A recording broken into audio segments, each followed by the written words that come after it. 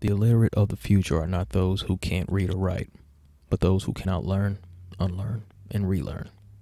Alvin Toffler. According to the heliocentric model, the moon is reflecting light from the sun, but that's nonsense. Look, the moon isn't a solid object because you can see blue sky through it during the day.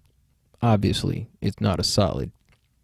And also along the lines of the moon reflecting light from the sun, if you've ever looked at the consistency of what we've been told to be moon rocks, you will realize quickly that the surface of said moon rock hasn't the reflective capacity to accomplish such a feat of reflecting light from the sun, let alone reflecting light from 93 million miles away. Also, as they tell us, the sun is at that distance according to the heliocentric model, but that's more nonsense.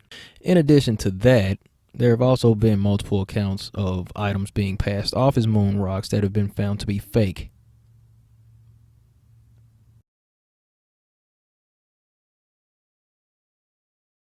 Moving along.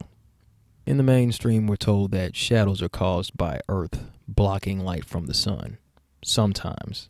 Other times, the story is that shadow is caused by the angle of the sun. This is used as a means to explain away why we see different angles of the shadow on the moon when we can see both the sun and the moon in the sky in the daytime. Sometimes you even see a straight shadow across the surface of the moon. And that straight shadow doesn't really line up with that whole curved Earth thing, now does it? The explanation of a complete darkening of the surface of the moon, lunar eclipse that is because the Earth is said to be directly between the moon and the sun during the time of the eclipse. On January 31st, Griffith Observatory in Los Angeles, California, did a complete recording of the lunar eclipse going through all its phases. Then they compressed it into a 60-second time lapse. Rather impressive. But towards the end, you'll see that the moon goes over the horizon at an angle. While you're watching the video, for some reason or another, they uploaded it as if you were watching the video straight up. But once it gets over to the horizon, you realize that you were supposed to be watching it like this. Now, let's go ahead and fix the angle and see right about where these shadows are supposed to be falling. Let's do a quick analysis of another video that I saw. It's also made its rounds around the internet. My buddy Ron uploaded this. Ron happens to be on the offensive as well concerning this whole heliocentric deception. Now, in Ron's video, you can see that the sun was starting to come up and the moon was starting to go off into the distance. And yet, the one thing that stood out most of all is the shadow and how the shadow was coming from the top of the moon. What we observed here is the total opposite of what was supposed to be happening. You see, if the sun were being blocked by the curvature of the Earth, then the shadow should have been on the lower part of the moon, and the light from the sun, or the lit part of the moon, should have been at the top where the shadow is.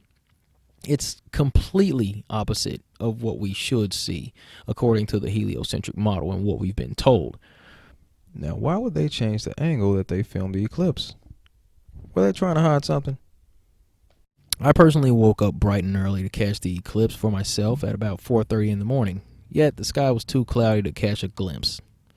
Luckily, plenty of people in the flat earth community were out in full force to get videos and pictures of the eclipse. However, one video stood out to me when I saw it. And let's take a short look at that video by my buddy Nick. Here we go, y'all. Morning of January 31st. It's getting light out, and to the west we have the moon in a total lunar eclipse. It's blood red. See that? So how can there be a lunar eclipse? How can the Earth be causing that when the sun is up over here? See that? The sunrise. See how it's light over there? That's the sun. So wait, if the sunlight's up over here, how can it be going down and around the Earth to then block the moon? Like, that doesn't even make sense. Come on, people. That just seriously debunks the whole heliocentric model right here. Right here. Moon eclipsed, up above the horizon, to the west.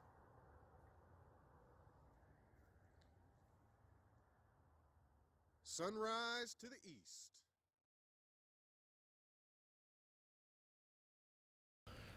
Pretty much destroying that whole idea that the Earth is directly between the moon and the sun.